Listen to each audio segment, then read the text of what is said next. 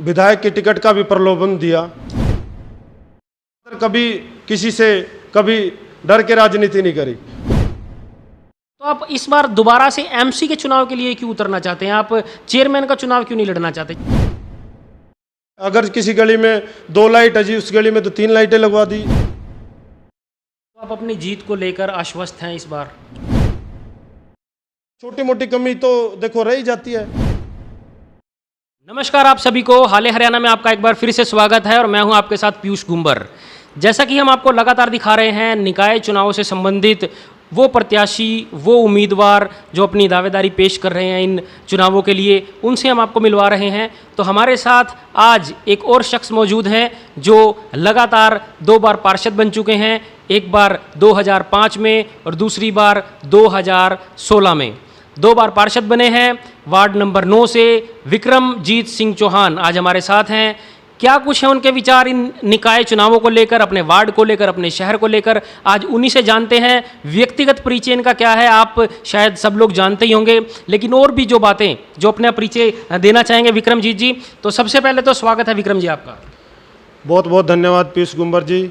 मैं आपके हाले हरियाणा व आपकी सभी टीम का दिल की गहराइयों से धन्यवाद करता हूं, क्योंकि आप हमेशा से ही हमारे क्षेत्र की आवाज़ एक निष्पक्ष रूप से उठाते आए हैं और आप से अपेक्षा करते हैं कि आगे भी ऐसे ही उठाते रहेंगे। देखिए, जितना हमारे दर्शक आपको जानते हैं, जितना हम जानते हैं, आप 2 बार वार्ड नंबर 9 से, घरौंडा के वार्ड नंबर 9 से पार्षद चुने गए हैं। इसके अलावा भी आपका सामाजिक गतिविधियों में हिस्सा लेते रहते हैं आप। हम सोशल मीडिया पर भी आपको देखते हैं, आप काफ़ी एक्टिव रहते हैं, शहर से बाहर भी, गाँवों में और अपने वार्ड से बाहर भी कई तरह के आपके जो है सामाजिक कार्यों में इन्वॉल्वमेंट रहती है। इसके अलावा और व्यक्तिगत परिचय में आप कुछ बताना चाहेंगे अपने बारे में? सर, मैं जब छोटा था, मेरे पिताजी भी राजनीति में बहुत शौक़ रखते थे और मेरे फादर एक एम्प्लॉइज थे एक्साइज एंड टैक्सेशन विभाग में। वो एक प्रदेश अध्यक्ष के रूप में उन्होंने पूरे हरियाणा के अपने डिपार्टमेंट के स्टेट प्रेसिडेंट रहे और स्टेट प्रेसिडेंट रहते हुए उस टाइम चौधरी ओम प्रकाश चौटाला जी की सरकार थी। जब उन्होंने हमारे पिताजी को विधायक के टिकट का भी प्रलोभन दिया, भाई आपको टिकट दे देते हैं और आप कर्मचारियों की को हमारी सरकार के खिलाफ मत भड़काओ। अच्छा जी। हाँ, तो उस दौरान उन्होंने कहा कि हम सिर्फ हम कर्मचारियों की हक की लड़ाई लड़ते हैं, ना हम किसी सरकार के खिलाफ बोलते और ना ही हमारा कोई ये मोटिव है कि हमें सरकार के खिलाफ कर्मचारियों को भड़काना है। उन्होंने ईमानदारी से अपनी ड्यूटी की। लेकिन उस दौरान फादर का एक सपना था कि मैं अपने पुत्र, मेरा बड़ा बेटा है और मैं सबसे लाडला बेटा था अपने पिताजी का, आज वो इस दुनिया में नहीं रहे, हमें बड़ा खेद है, दुख है। तो फादर का सपना था कि मेरे पुत्र विधायक बने और लोगों की सेवा करे। तो वो तो और उसके सपने को साकार करते हुए उन्होंने मेरे को 2005 के चुनाव लड़ाया। उस टाइम में ITI में पढ़ता था, ITI करनाल में, और ITI में मैं अपने छात्र संघ का नेता रहा। तो उस वक्त भी सभी लड़के, जो मेरी टीचर थी वो भी कहती थी भी एक दिन ये लड़का कुछ ना कुछ नेता बनेगा। जैसे ही 1-2 महीने के बाद रिजल्ट आया, उस टाइम हमारे पेपर के भी 1-2 महीना रह रहा था, तो हमारी टीचर बड़ी खुश हुई। पूरे ITI में रसगुल्ले लाडुओं बेटे, वही हमारे ITI का लड़का पार्षद बना। अच्छा। तो मुझे भी बहुत खुशी हुई। फादर ने पूरे ITI में वहाँ लड्डू साथ बांटा, तो फादर की आंखों में आंसू आए। फादर कहने लगे, भाई मेरा बेटा जरूर बिल्कुल कामयाब होगा राजनीति में। और उसने कहा भी पूरी ईमानदारी से आपने अपने वार्ड की और समाज की सेवा करनी। जब वार्ड में उसके चुनाव जीतने के बाद मैं वार्ड में गया, तो वार्ड के लोगों ने मुझे अपना बेटा बच्चा समझ के मुझे पूरा आशीर्वाद दिया और वो लगातार मेरे से संपर्क में रहते हैं और मैं हमेशा अपने वार्ड की बच्चे का, मेरा पूरा परिवार ऋणी रहेगा, क्योंकि इन्होंने हमेशा मुझसे प्यार दुलार हमेशा किया है। और आगे भी मैं अपने वार्ड के लोगों से अपेक्षा करता हूं कि आगे भी मुझे दोबारा एमसी मेरे को बनाए। अच्छा जी, यानी कि इस बार भी आप जो है एमसी के लिए, पार्षद पद के लिए मैदान में उतरने जा रहे हैं। बिल्कुल जी, क्योंकि मैंने अपने वार्ड से बाहर भी लोगों की सेवा की है और मेरे विधानसभा के लोग भी बेचारे मेरे पास, जो मेरे से जुड़े हुए हैं लोग, वो मेरे पास आते हैं और मैं उनकी पूरी ईमानदारी से समाज सेवा को देखते हुए उनकी सेवा करता हूँ निस्वार्थ। तो आप जितने भी लोग देख रहे हैं, जो लोग अभी जुड़े हैं, ये हैं विक्रमजीत सिंह चौहान, वार्ड नंबर 9 से प्रत्याशी रहे हैं पिछले टेन्योर में भी, और उससे पहले भी 2005 में ये जो है पार्षद बने थे, और उस समय के सबसे यंगेस्ट हम कह सकते हैं, सबसे कम उम्र के ये पार्षद चुने गए थे पूरे हरियाणा में, जैसा कि बताया जाता है। मेरा एक सवाल है, आपने अपनी राजनीतिक महत्वाकांक्षाएं बताई, अपना राजनीति में आने का कारण बताया कि आप क्यों आए, और भविष्य में भी आप चाहते हैं कि आप काफ़ी और सफलता हासिल करें राजनीति में। आप 2 बार पार्षद बन चुके हैं, तीसरी बार भी अब आप पार्षद पद के लिए जो है मैदान में उतरने जा रहे हैं। इस बार घरोंडा में चेयरमैन का चुनाव भी होने जा रहा है, जो कि पहली बार ऐसा होने जा रहा है कि जो डायरेक्ट होंगे।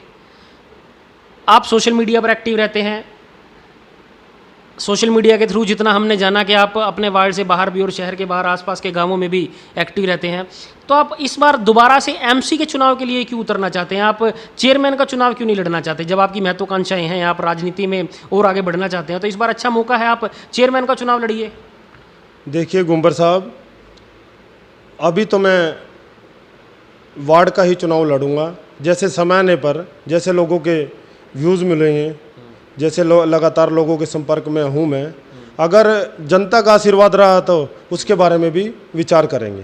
अच्छा, यानी नहीं तो पार्षद का चुनाव तो 100% लड़ेंगे। पार्षद का 100% लड़ेंगे।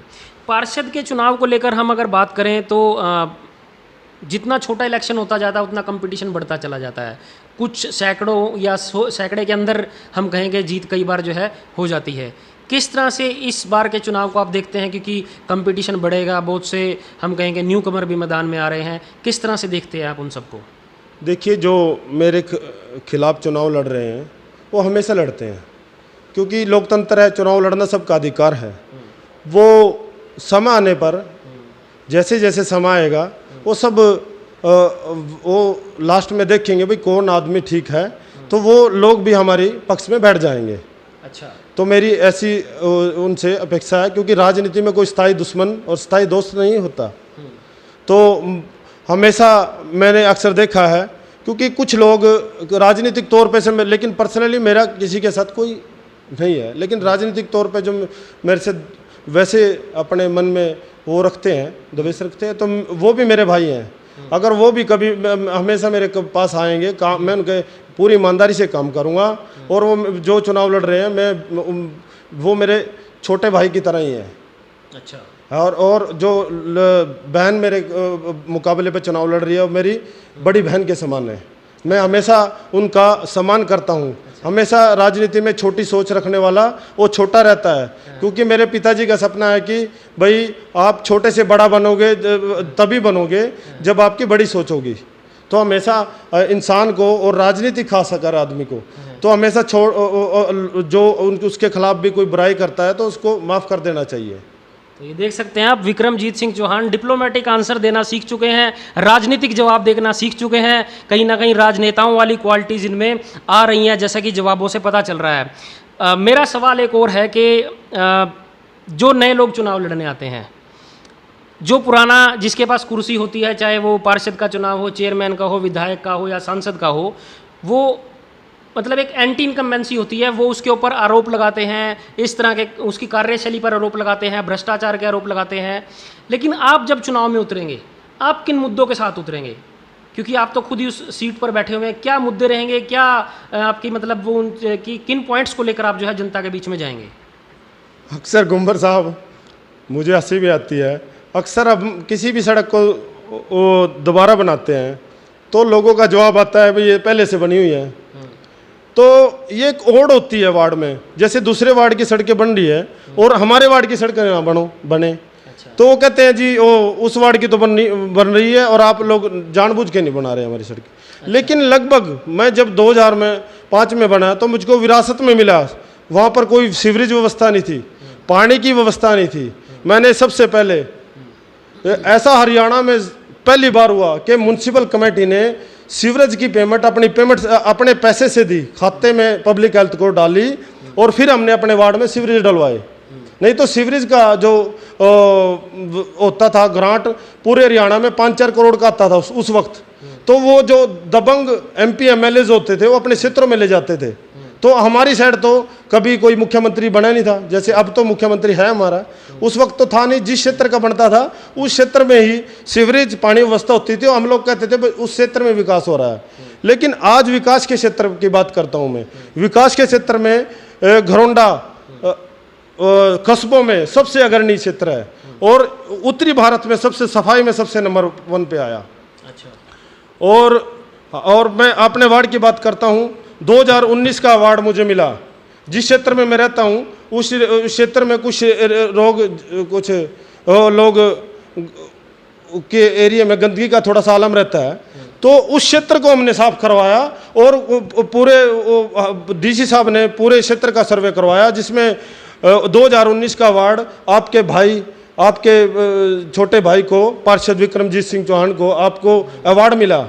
और SDM साहब ने यहाँ पर स्टेज पे स्वतंत्रता दिवस पर मुझे अवार्ड दिया। अच्छा। और ये मेरे लिए नहीं पूरे शहर के लिए एक बड़ी खुशी की बात थी और आपके वार्ड के लिए भी खुशी की बात थी। पिछला जो ये कार्यकाल गया है, 5 साल आपके गए, किस तरह से आप मानते हैं कि आपके वार्ड वासी संतुष्ट हैं? किस तरह के कुछ कार्य आप गिनवाना चाहेंगे? कौन कौन से कार्य हुए हैं वार्ड को लेकर के? वार्ड में लगभग सभी सड़कें पक्की हैं और बात करें लाइटें तो इतनी है कि लोग कहने लगे भाई एक गली में तो इतनी लाइट कहाँ, आप सरकार का नुकसान कर रहे हैं।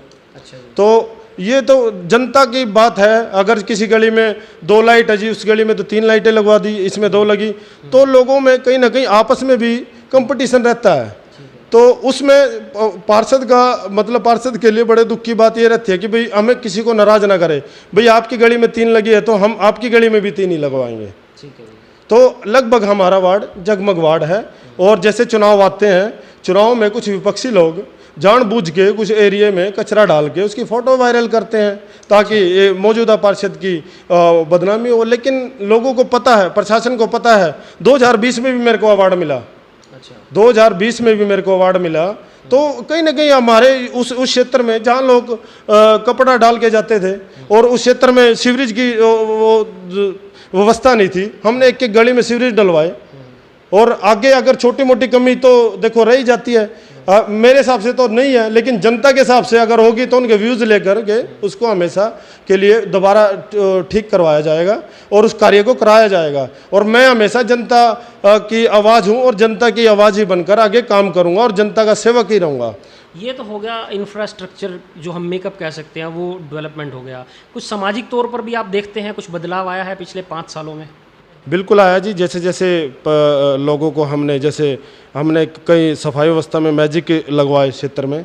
तो जब अब तो वो था कि मतलब कचरे के ढेरों लगे होते थे क्षेत्र में, तो लोगों की डिमांड थी कि हमारे क्षेत्र में भाई गाड़ियाँ आएँ कूड़ा उठाने के लिए, घर घर से कूड़ा उठाए।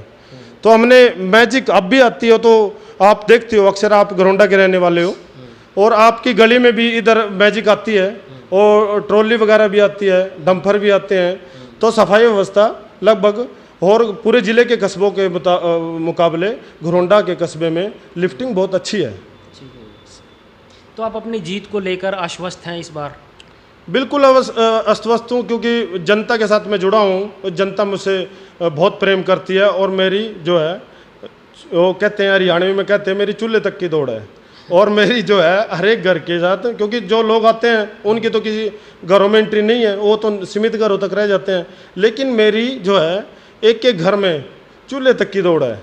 और जिस गली में मैं जाता हूँ मुझे खाने की, घर में खाना खाने की ज़रूरत नहीं पड़ती उस दिन, तो मेरे यहाँ तक खाना हो जाता है उस दिन। तो इतनी जनता का मुझसे प्यार है, जनता ने मुझसे प्यार है। ठीक है, बहुत बहुत धन्यवाद आपका। तो ये आज हमारे साथ थे विक्रमजीत सिंह चौहान, वार्ड नंबर 9 से, घरोंडा के वार्ड नंबर 9 से नगर पालिका के एमसी हैं, पार्षद हैं, 2 बार चुने गए हैं, इस बार फिर अपने दावेदारी पेश कर रहे हैं, जीत के लिए आश्वस्त हैं और इनका ये दावा है कि जितने भी वार्ड में लोग हैं उनके घर के अंदर तक मेरी पहुंच है, उनके दिलों में ये बसते हैं। इनका दावा ये है। अब आने वाले चुनावों में आप सब लोगों की क्या राय है कमेंट बॉक्स में लिखिए। विक्रमजीत सिंह के जो पिछला कार्यकाल रहा उससे आप कितना संतुष्ट हैं वो कमेंट बॉक्स में लिखिए। क्या आपकी राय है विक्रमजीत को लेकर के वो कमेंट बॉक्स में आप लिखिए। और इस खबर को अधिक से अधिक शेयर जरूर कीजिए। जो हम सीरीज़ लेकर चले हैं, कौन कौन से पार्षद पद के दावेदार हैं घरोंडा में या घरोंडा से बाहर भी जो निकाय चुनाव होने हैं जहाँ पर, वहाँ पर भी कौन कौन चेयरमैन के लिए दावेदारी पेश कर रहा है, वो सब लोग हमसे संपर्क कर सकते हैं और हमारी टीम आपको फाइनलाइज करेगी तो आपका इंटरव्यू हाले हरियाणा पर दिखाया जाएगा। और जो दर्शक भी हाले हरियाणा पर पहली बार जुड़े हैं, हाले हरियाणा पर खबर को पहली बार देख रहे हैं, हमारे फेसबुक पेज को फॉलो कीजिए, लाइक कीजिए, ताकि आगे आने वाली जितनी भी वीडियोज़ हैं आप तक डायरेक्टली पहुंचती रहेंगी। और अगर हमारी न्यूज़ को आप बड़े पर्दे पर यानी कि टीवी पर या एलईडी पर देखना चाहते हैं तो आप हमारे यूट्यूब चैनल को भी सब्सक्राइब कीजिए और आनंद लीजिए हमारी आगे आने वाली सभी वीडियोज़ का। आप देख रहे हैं हाले हरियाणा, मैं हूं आपके साथ पीयूष गुंबर। धन्यवाद।